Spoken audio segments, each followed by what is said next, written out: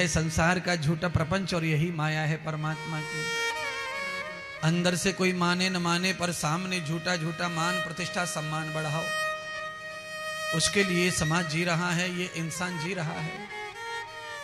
समय आया, भगवान शंकर ने जो श्राप दे दिया था सती को, आज उस श्राप का फलित होने का समय आ गया। दक्ष प्रजापति ने अपने घर में यज्ञ रचना की हरिद्वार की पावन धरती पर, और महादेव को आमंत्रण नहीं दिया, क्योंकि पहले ही वो संकल्प कर चुका था कि महादेव को नहीं बुलाना है, यज्ञ में उसका अपमान करना है सब देवताओं ऋषि मुनियों के सामने। तब उसे पता चलेगा कि दक्ष प्रजापति से पंगा लेना कितना भारी पड़ सकता है। धर्म के लिए, अच्छे काम के लिए कंपटीशन नहीं करो, प्रतिशोध मत करो, विरोध मत करो अच्छे काम के लिए। अगर कोई अच्छा काम हो रहा है उसमें जितना हो सके उतना सपोर्ट करो, पर उसका विरोध मत करो। उसमें कोई तंत्र ऐसा मत फैलाओ जिस तंत्र से धर्म कार्य में बाधा पड़ जाए, कमजोरी आ जाए ना। इससे सनातन का नुकसान है, हिंदू धर्म का नुकसान है, तुम्हारे समस्त क्षेत्र का नुकसान है। महाराज आप कथा सुनने आए तो आपको कथा सुनने मिल रही है, आप कथा सुनने नहीं थे तो कथा सुनने को नहीं मिली, पर ये पेड़ पौधे जो खड़े हैं इनको सुनने को मिली, इनको लाभ मिला, इनका अगला जन्म सही हो जाएगा, इनका जीवन तन्य हो जाएगा, इनका जीवन वृक्ष की योनि से निकलकर ये मानव योनि में आ जाएगा, इनको कथा सुनने को मिलेगी, यज्ञ की खुशबू, यज्ञ की सुगंध इन्हें प्राप्त होगी। महाराज आप ये मत समझो कि पेड़ पौधों के कान नहीं है, आंख नहीं है, तो ये कैसे सुनेंगे? सब सुनते हैं, सब सुनते हैं। अच्छा बोलो, तेज हवा चलती है तो आवाज आती है कि नहीं? काय की आवाज है वो? पेड़ आवाज करते हैं, पेड़ हवा को फेंकते हैं जोर जोर से।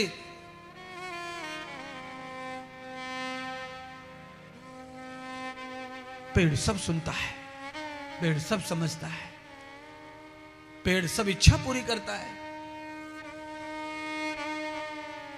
पेड़ के रूप में आधा सनातन, आधे हिंदू माताएं बड़ की पूजा करती हैं, पीपल की पूजा करती हैं, तुलसी की पूजा करती हैं। ये क्या है? ये सब पेड़ हैं, पर इनकी पूजा करने से भी हमारी सनातन महिलाओं को फल प्राप्त होते हैं। महाराज अगर पेड़ वरदान आशीर्वाद दे सकता है तो पेड़ श्राप भी देता है, ये ध्यान कर लो। जो आशीर्वाद देगा वो श्राप भी देगा, उसका श्राप भी सफल होगा। अगर आशीर्वाद सफल हुआ है तो सूत जी ने सौनक आदि 88,000 ऋषियों को कहा कि आज सती माता ने पति से जिद करके मायके जाने की हट पकड़ ली कि मेरे पिता के घर यज्ञ हो रहा है, मैं तो जाऊंगी, तुम जाओ मत जाओ, तुम जाओ मत जाओ, मैं जाऊंगी। माता सती जब जाने लगी तो भगवान शंकर ने कहा कि देवी पूरी ही चली जाओ, अब लौट के नहीं आना। क्यों? क्योंकि जब तुम पति की आज्ञा नहीं मान रही हो, और आज मैं तुम्हें सब बता रहा हूं कि तुम्हारे पिता दक्ष ने मेरा अपमान किया है, और ये यज्ञ देवताओं की खुशी के लिए नहीं है, ये यज्ञ तुम्हारे पति महादेव के अपमान के लिए किया जा रहा है। इसलिए सती मत जाओ, मत जाओ, तुम्हारा नुकसान होगा। और देख लेना तुम्हारे पिता ने मेरा आसन नहीं डाला है, मुझे आमंत्रण नहीं किया है, मेरा नाम नहीं लिया है।